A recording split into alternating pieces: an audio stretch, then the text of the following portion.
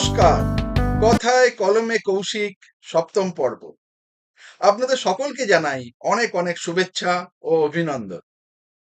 আমরা অনেকেই আজকাল বলি মোবাইল ফোন আসার পর আমাদের কথা কমে গেছে, মেসেজ বেড়ে গেছে। টেলিকমিউনিকেশন নিয়ে আমার কিছুটা পড়াশোনা আছে, তাই এই বিষয়ে আমার কিছু বক্তব্যও আছে। দেখুন, মানুষের প্রয়োজনেই বিজ্ঞান এগিয়েছে। একটা সময় ছিল যখন মেসেঞ্জার বা দূতের মাধ্যমে দূরবর্তী কোনো স্থানে সংবাদ পাঠানো হতো। ভাবুন তো, সেই মেসেঞ্জার যদি ভুলক্কর হতো, যদি অর্ধেক কথা ভুলে যেত, কি অবস্থা হতো। তারপর মানুষ যখন লেখা শিখলো, তখন চিঠি লেখা ছাড়া সংযোগের আর কোনো ব্যবস্থা ছিল না। কবুতর যা যা যা, পায়রার পায়ে বেঁধে চিঠি তাকে নির্দিষ্ট ঠিকানার দিকে উড়িয়ে সংবাদ পাঠানো হতো। মানুষ তখন ভাবতো, আহা, যদি দূর থেকে নিজেদের মধ্যে কথাবার্তা বলা যেত। সেই ভাবনা থেকেই এলো static phone, I mean telephone. তারপর এলো টেলিগ্রাফিক সিস্টেম, টেলিগ্রাম পাঠানোর ব্যবস্থা। ততদিনে ওয়্যারলেস রেডিও কমিউনিকেশন চালু হয়ে গেছে। কিন্তু এইচএফ বা হাই ফ্রিকোয়েন্সি ইউজ করে কথাবার্তা বলা হতো। কিন্তু এই রেডিও কমিউনিকেশনের মাধ্যমে তখন বিভিন্ন দেশের রাষ্ট্রনায়করা বা সেনাবাহিনী তারা নিজেদের মধ্যে কথাবার্তা বলতো। সাধারণ মানুষের জন্য এর কিছু সুযোগ সুবিধা ছিল না। এর ব্যবহার ছিল ওইখানেই সীমাবদ্ধ, লিমিটেড। কিন্তু মানুষের চাহিদার তো শেষ নেই। চলতে ফিরতেও যেন নিজেদের মধ্যে আমরা কথা বলতে পারি, এই ভাবনা থেকেই প্রথম মোবাইল ফোন চালু হয়েছিল। তারপর যখন মোবাইলের স্ক্রিনে ভিডিও পিকচার দেখার ব্যবস্থা চালু হলো, সেই সঙ্গে চালু হলো ইন্টারনেটের ব্যাপক ব্যবহার। সর্বাঙ্গীন ভাবে যখন ইন্টারনেট চালু হয়ে গেল, তারপর থেকেই যেন মানুষ একটা বিস্ময়ের মধ্যে চলে গেল, একটা ঘোরের মধ্যে চলে গেল। আসলে সেই ঘোরটা এখনো আমাদের কাটেনি। মোবাইলে গেম খেলা যায়,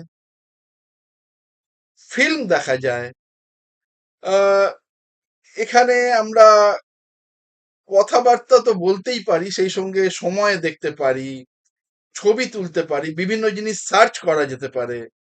এই যে বিস্ময়, এই বিস্ময়টা কাটতে সময় লাগবে।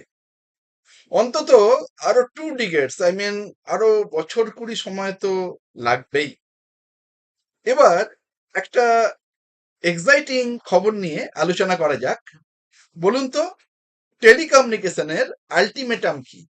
মানে টেলিকমিউনিকেশন সর্বোচ্চ কি পর্যায় পর্যন্ত যেতে পারে? সেটা হলো 3D video communication, 3D video conversation. মানে আপনি যার সঙ্গে কথা বলছেন, তার 3 ডাইমেনশনাল ফিগার আপনার সামনে এসে উপস্থিত হবে। মনে হবে আপনারা যেন মুখোমুখি দাঁড়িয়ে কথাবার্তা বলছেন।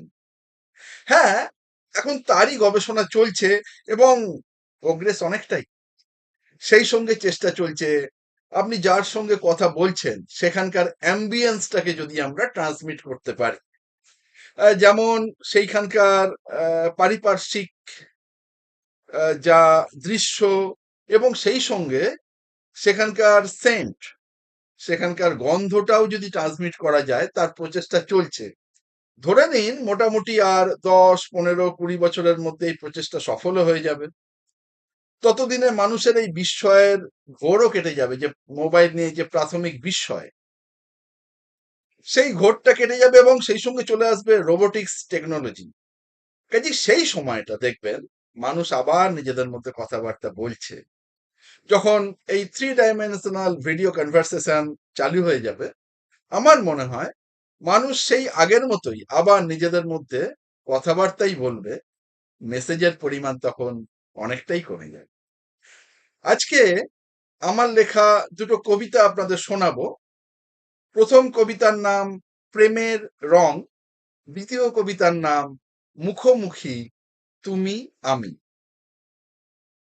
প্রেম বিষয়ক দুটো কবিতা আমি বছর দুয়েক আগে লিখেছিলাম।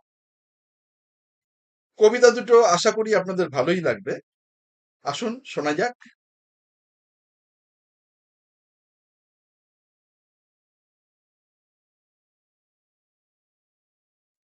প্রেমের রং। বলে মন যদি হয় রঙিন তবেই না প্রেম আসে। মনের রঙেই দুনিয়া রঙিন প্রেমেরই উচ্ছ্বাসে। প্রেমের অনুভূতি নাকি 7টা রঙে আঁকা। বিশ্ব জুড়ে তবেই না প্রেম মেলছে রঙিন পাখা। থাকলে প্রেম আধার কালো রাতটা ভরে আলোয়। শুনি পড়লে প্রেমে মন্দ লোকে বদলে যায় ভালোয়। মনের অবসাদে প্রেমের মতো ওষুধ কিছু নাই। বদলাতে এই জীবনটাকে একটা প্রেম চাই। প্রেম নিয়ে আরো কত কথা বলেন কত জনে। আচ্ছা, প্রেমের আসল রংটা কি? এই প্রশ্ন জাগে মনে। প্রথম কেউ পড়লে প্রেমে ঘুমটাই যায় উড়ে। সকাল বিকেল সন্ধ্যা রাতে শুধু ও থাকে মন জুড়ে। প্রথম প্রেমের উন্মাদনায় আবেগের বাঁধ ভাঙা। প্রথম প্রেমের রং বুঝি লাল ঠোঁটের রঙেই রাঙা। প্রথম প্রেমের প্রথম স্পর্শ, প্রথম হাতটা ধরা। নিউটনস ল ভুলে মন ভালো লাগায় ভরা। আকাশ তখন আরো ঘন নীল, রাগলে চোখে চোখ। অপলক সেই প্রেমের রংটা নীলই শুধু হোক। প্রেম শেখায় কত কিছুই সময়ের প্রতিপলে। তখন আবেশ ভরা মনটা নতুন উদ্যমে পথ চলে। তবু প্রেমের ঝিলিক প্রায় মারবে উকি মনের ঝোপে ঝাড়ে। তাই কি প্রেমের রংটা সে অবুঝ মনে সবুজ হতেও পারে। প্রেমটা যখন বেশ চিতু তবু হঠাৎ মনে হয় সোনালি বিকেলে মনে জাগে প্রেম হারানোর ভয়। দেখলে কাউকে ঘুরে ফিরে মুখে মিষ্টি হাসি রেখে প্রেমটা তখন হিংসুটে বুঝি হলুদ রংটা মেখে। মনের দ্বিধা কাটাতে হয় ভীষণ কাছে এসে, আবেগ ঘন ভাষায় আর নিবিড় ভালোবেসে। তারপর কিছু মুহূর্ত নিশ্চুপ শুধু অপলক চোখে চেয়ে। তখন প্রেমের গোলাপি রং গড়াবে গোলাপি গাল বেয়ে। কে বলে প্রেম ভাঙে না? মাথায় আকাশ ভেঙে পড়ে। সব উড়ে যায় এক নিমেষে সর্বনাশা ঝড়ে। অর্থহীন জীবন তখন কিছুই লাগে না ভালো। চোখে নামে আধার বুঝি প্রেমের রংটা শুধুই কালো। আর প্রেম যদি পায় পরিণতি, প্রেম করে হয় বিয়ে। মালা বদল শুভ দৃষ্টি মাথায় টোপর দিয়ে। পূর্ণিমার শুভ্র রাতে যেন দোলনায় কৃষ্ণ রাধা। সব কটা রং মিলেমিশে তখন প্রেমের রংটা সাদা। সময় গড়ায় জীবনও গড়ায়। প্রেম যদি যায় টিকে বয়সকালেও ভালোবাসার রংটা হয় না ফিকে। তখন বুঝি লাল সাদা নীল কোনোটাই নয়, প্রেমের রংটা বড়ই খাসা।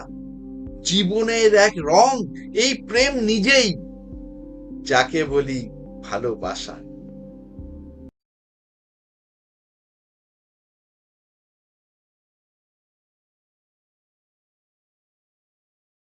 কথায় কলমে কৌশিক, 7ম পর্ব, 2য় কবিতা। মুখোমুখি তুমি আমি। কোনো এক সন্ধ্যায় বাড়ি ফেরার তাড়নায় ব্যস্ত শহরের ভিড়ের মাঝে আমিও ছিলাম ফুটপাতে তোমার বড় কাছাকাছি। আমি তোমার দিকে চেয়েছিলাম নির্নিমেষ, তুমি দেখতেও পেলে না। আরে দাদা, হাঁ করে দাঁড়িয়ে দেখছেন কাকে? যেতে দিন, একটু ওপাশটায় গিয়ে দাঁড়া। সম্বিত ফেরার পর আনমনা হয়েছিলাম কয়েক মুহূর্তের জন্য। আর দেখতে পাইনি তোমায়। ঘাড় ঘুরিয়ে কত খুঁজলাম। তারপর তোমার মতোই ভিড়ের মাঝে হারিয়ে গেলাম। আর একদিন মৌলালির ট্রাফিক জ্যামে বাসের জানলা দিয়ে স্পষ্ট দেখলাম অন্য বাসের জানলায় তোমার মুখ। আলতো হাওয়ায় তোমার এলোমেলো চুল, ঘামে লেপ্টে ছিল তোমার ফর্সা কপালে আর গোলাপি গালে।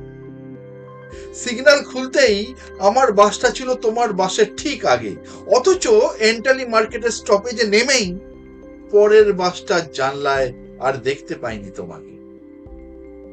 বোকার মতো দাঁড়িয়েছিলাম পরের আরো 5টা বাসের জানলায় তোমাকে দেখতে পাবো বলে।